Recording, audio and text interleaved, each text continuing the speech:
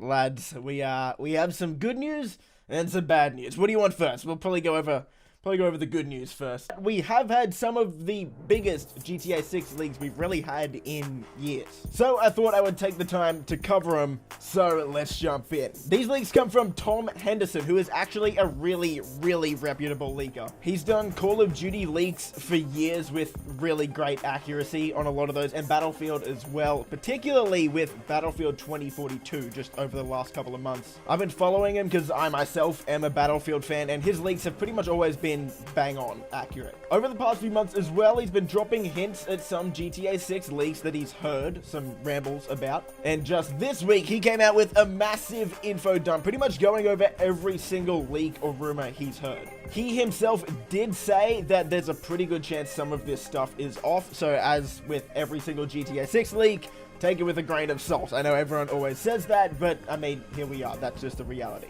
So let's get into these leaks. He touched on the old GTA Project Americas leak that we've had really for a couple years now. If you're not up to date with those leaks, it was basically that GTA 6 was going to be set in a bunch of different cities, even including Brazil and Vice City. A lot of those leaks said that the game was going to take place in the 1980s and potentially modern day as well. But Tom came out and pretty much squashed those leaks, saying it's not going to be set in the 1980s. And really the main reason for that is because of GTA Online. Making an online game set in the 80s as opposed to 2020 and onwards really limits what they can do for the game. Of course, modern vehicles are a huge part of GTA, even futuristic vehicles now in GTA Online. So it would limit what they could do, as well as maybe not even appealing to a younger generation that likes the modern day and futuristic stuff. So from a business point of view, it's just smarter for them to make it modern day. As for the map, the biggest leak for years now has been that Vice City is going to be the map for GTA 6. He says that this is probably true. Vice City will return in some capacity. What that means exactly is of course up for speculation. Whether it's going to be the main playable area is unclear, but there's a good chance it's going to be back in some shape or form.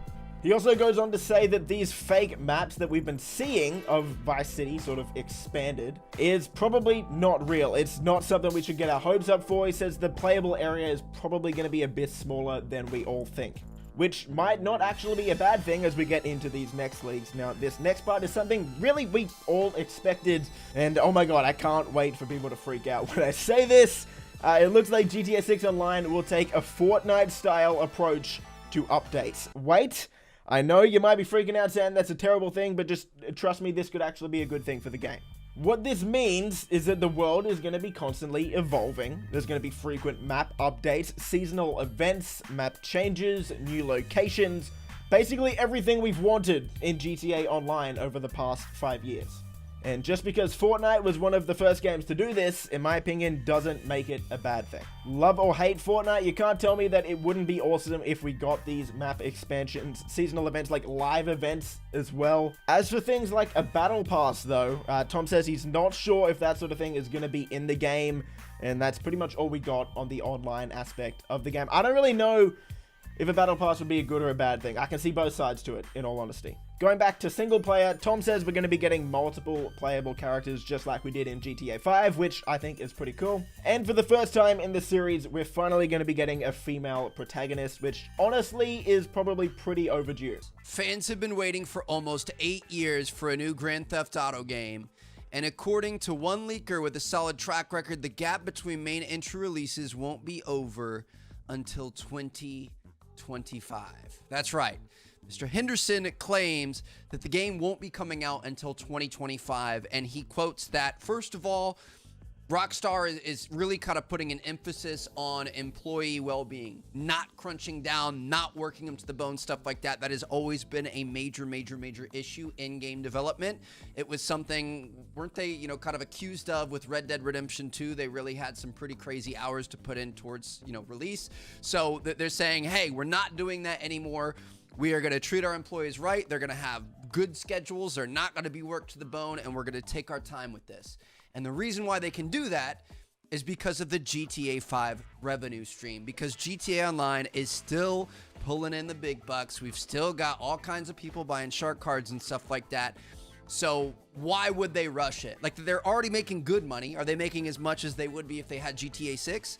No, but that money's going to be able to keep them going. It's going to grease the skids. It's going to keep, you know, the shareholders happy and the execs happy and stuff like that. It's going to keep the door open for them to kind of take their time and work on the masterpiece that will be GTA 6. So, I mean, I've seen a lot of people online saying like, oh, what do we got to do? Stop playing, you know, GTA 5. Let's go on strike. Let's not do it. No, you're looking at it the wrong way, dude. It is a good thing. GTA 5 is still fantastic. We're still getting updates for it. We're still getting new vehicles and all kinds of stuff like that. I haven't been playing as much lately, but I mean, it's still popping. It's still one of the you know, most played, most beloved games of today, even though it's, you know, nearly 10 years old or however old it is, getting close to 10 years. So, you know, I think it's a good thing. The fact that we still have a great game that they're keeping updated, and it's allowing them to have more time to make an even better game in the future. Because Rockstar doesn't miss. We know Rockstar creates absolute masterpieces, so imagine what they're going to be able to do when they essentially have unlimited time to be able to do it. Now, I'm not saying, you know, don't take like 20 years, but if it takes them 10 years, 11 years, I'm all right with that. Now, we've been hearing rumors about Vice City for so long. We've been hearing about how we're going to be going back to Miami. A lot of the rumors said it was going to actually take place in Vice City's time period. So back in the 80s with, you know, the big drug cartels and drug trade and the, you know, Lamborghini Countaches, you know, Wolf of Wall Street status, that sort of thing. It turns out, if Mr. Henderson is true here, that's not the case. It's actually going to be a modern day Miami, which I'm not going to lie, being back in the 80s would be cool. I'm definitely more excited about a modern day Miami. I think, you know, GTA 5, it lets you live out your fantasies, having penthouses in LA and you know, all this big fleet of modern cars and stuff like that. I think moving that over to Miami is going to be really, really cool. You know, yachts, personal yachts and yacht parties and South Beach and stuff like that. Like, I think it's going to be super sick. Is it going to be too much of the same? Maybe, maybe not. I don't know. But I feel like it really kind of hits us in that thing. Like, what would you do if you had literally millions or tens of millions or hundreds of millions of dollars? You get to live that fantasy in the game world. And I think that's kind of cool. So let's start with the recent trailer that Rockstar actually uploaded to their YouTube channel. In case you guys don't know, they've actually even classified it as like a trailer. And it was really for the new adversary modes that Rockstar introduced. It was 7 new Deadline arenas. And you guys can see here under GTA 5 trailers, it's Grand Theft Auto Online, Deadline, Return of the Shotaro.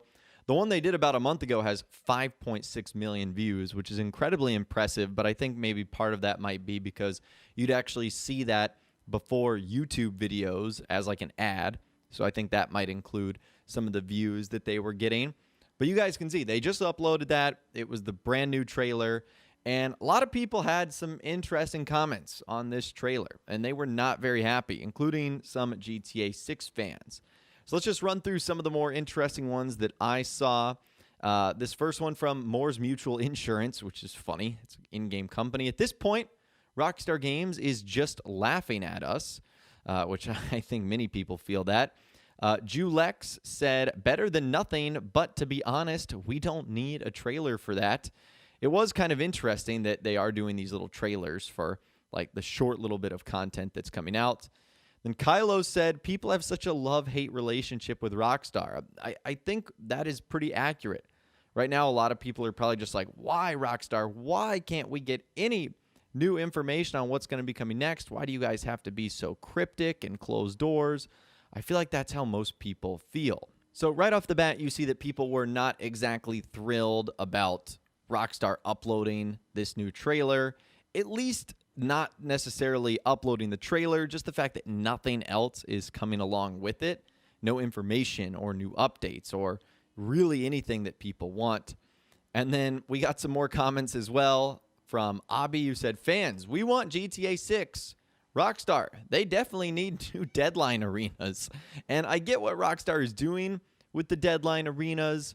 They're just trying to sort of fill the gap between now and the summer update. But like, come on, Rockstar, we want to hear on what you're doing next. And I think there's a reason we haven't heard from that. And I saw a really good comment that we'll take a look at in a little bit. But that was one of the first GTA 6 ones. And the random trailers on YouTube is not where Rockstar stopped. They have been making a bunch of miscellaneous posts online recently that have a lot of fans like not super happy just because it doesn't really have anything to do with like future titles or updates. This first one from Rockstar, they said, "Welcome back at Time Warp. We're looking forward to seeing everyone at Floor 7 next year." And if you guys don't know what Time Warp is, it looks like it's this music dance festival in Germany.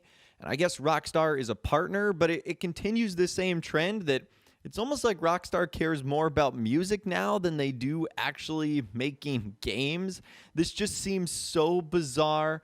You guys can see that, they just retweeted what Time Warp ended up putting out on June 23rd. And there was even more music as, again, today, their newest EP, the Monday Dreamin' Black EP, now available from their record label, Circo Loco Records, with new music from The Tale of Us, Adam Beyer, Lost Souls of Saturn, and Toki Monsta, Bedouin, and Damian Lazarus featuring Robert Owens. You guys get the drift there, that they're just talking about their music side of things. And even when they're not talking about the music side of things, it seems to be about like random stuff. Now, this one was kind of cool. They said, "We've updated our official Giphy page with a set of classic GTA 5 and Grand Theft Auto Online GIFs, from Lester's smooth moves to some vintage Trevor moments and beyond." So don't get me wrong, while all of that is cool, it just has nothing to do with actual gameplay, content, or what to expect next. So needless to say, that has fans a little bit upset.